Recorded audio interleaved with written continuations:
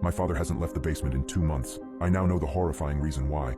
After my mom died, my dad would spend hours in his room rotting away in his bed. Then it progressed to what he started doing in the basement. Trying to talk to him was useless, but looking back, I wish I tried to help him before he slipped into insanity.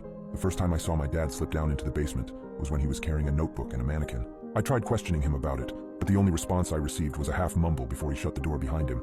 I shrugged it off, as I assumed he was finally embracing a hobby to cope, but I began thinking otherwise really fast. When a few days passed without seeing him emerge, I knew something was going on. I tried opening the door, but it was locked.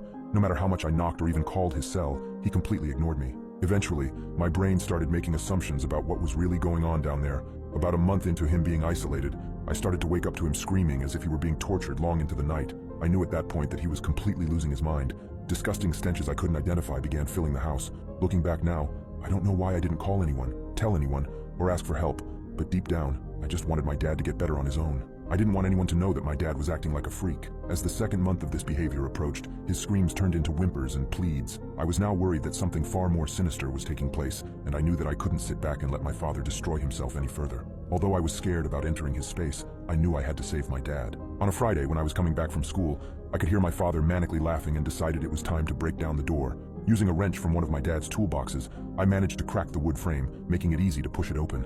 The second I did, a disgusting whiff of what I could only guess was rotting flesh wafted heavily into my face. I feared for the worst as I began making my way down the stairs. There was only one light on, and it was a small lamp in the corner that was barely illuminating its surroundings. The surroundings included the mannequin, now looking more strange than it ever did, tools scattered on the floor, and my father hunched over in the corner. For a second, I felt a little bit of relief since it looked like this was all just an arts and crafts project, but my gut knew that there was something else going on. "Dad?"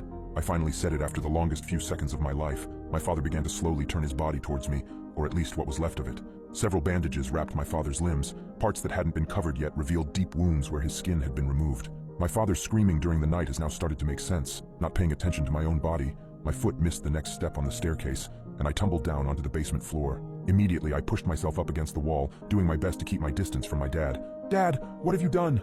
My dad grinned wide to reveal that not only did he have missing patches of skin, but he also had missing teeth. I stared past him and back at the mannequin and quickly realized where my dad's skin and teeth had gone. He was attaching them to the mannequin. "She doesn't have to be dead." My father's voice was hoarse and rough. "Using my own skin, there's enough to share. There's enough for your mom. She doesn't have to be gone." The stench was now causing my stomach to stir, and I had to concentrate to not throw up. "No, Dad, she's gone. You have to let her go. You have to move on." My dad's smile faded. "That's what you think. That's what you want, isn't it?" My dad began standing up, pieces of flesh dripping off of him as he did. I could now see his body in full, looking like a half-decayed skeleton. "You came just in time, daughter. I'm running out of flesh for your mother. I could use some of yours." I shook my head. "Dad, please don't do this." "Don't worry," he said, slowly inching towards me. I don't know why I couldn't move, but it was as if my muscles were too frightened to listen to me. "This only hurts for a second," he said, raising a cheese wire slicer to my face. "The pain is no worse than the loss in our hearts already.